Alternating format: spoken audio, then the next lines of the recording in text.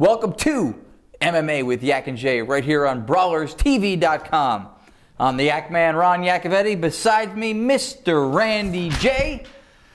Now, normally we would head right over to the MMA corner for rumors and buzz and stuff like that, but first we kind of wanted to take a minute to acknowledge the Halloween spirit this time of year. The children. Huh? The kids. This time of year reminds me of my childhood. It reminds me of, like, we went trick-or-treating, costumes. I always think about the monster movies they put on this time of year that scare the hell out of you, like Jason and Freddy and Mike Myers. Or any Jean-Claude Van Damme movie. Those are scary.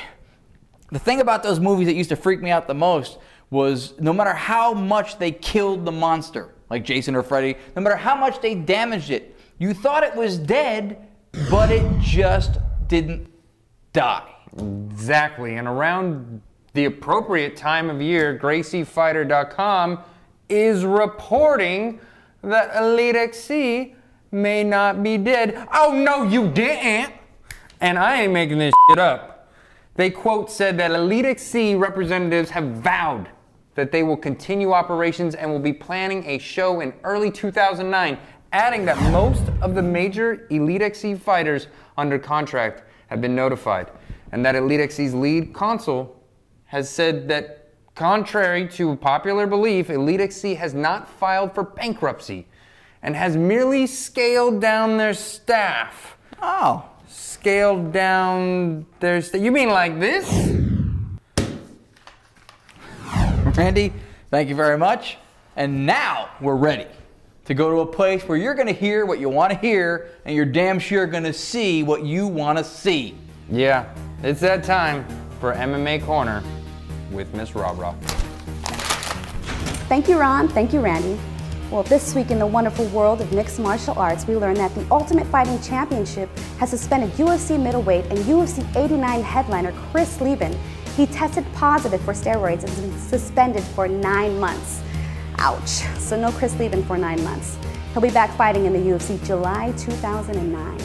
Also, some more UFC news. The UFC just signed Dennis Kang on a 4-fight contract. How awesome is that? I know a lot of the Canadian and Korean fans are happy about that. I know my Asian ass is. With the Kangsta in the UFC, the middleweight bouts just got more challenging. So watch out for Dennis Kang. Now moving on to more Elite XC news. Elite XC is back from the dead. Apparently, it's been reported that Elite XC has notified their fighters that they're not ending its organization and that they plan on having an event in 2009. Now, I can't wait to see what's going to happen with that. They're in business, they aren't in business. Let's just hope they continue the Corona versus Cyborg fight, okay? I got some women's MMA news for you too. Strikeforce signed Kim Couture versus Lena Kovac for their November 21st event. They are both 0-1. Now, I don't know about you, but I do know Kim Couture is a soldier.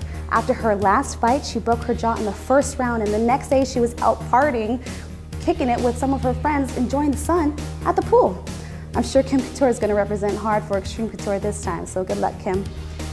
Now let's get on to some more good stuff, something we've all been waiting for. Uriah Faber versus Brown in the WEC. This fight goes on this week, and I can't wait to see it. And no, I won't be there to braid Uriah's hair this time. He said he didn't want it braided for this fight, but if he did, I'd definitely braid his hair again. Now that just about sums it up for the Underground's MMA gossip and news. This has been Miss RaRa with the MMA Corner on Yac and J on BrawlersTV.com. See you next week.